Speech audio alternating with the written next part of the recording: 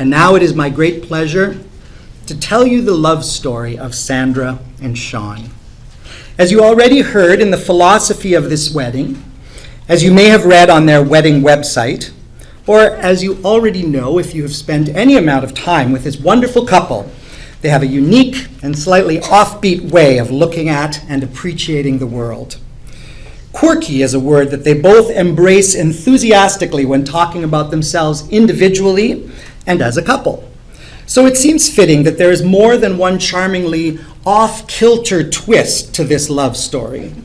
But I don't want to steal my own thunder here, so let's start at the very beginning. A very good place to start. The first date. It was wonderful. We talked for hours and hours, watching the rain and lightning outside, said Sandra. It was at Liam McGuire's pub on Saint Laurent Boulevard, which I chose because it was close to her office, said Shawn. Of course, that day there was a thunderstorm that had knocked out the traffic lights and caused the traffic to be backed up out of Orleans.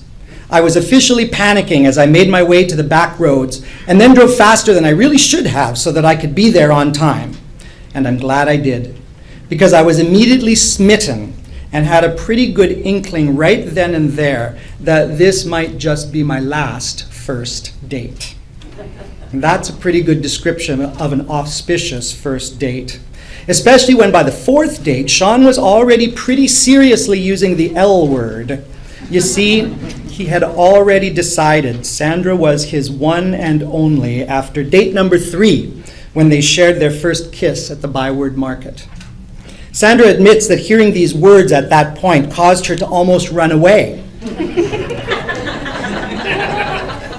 It was scarier than the haunted house we were visiting, she said.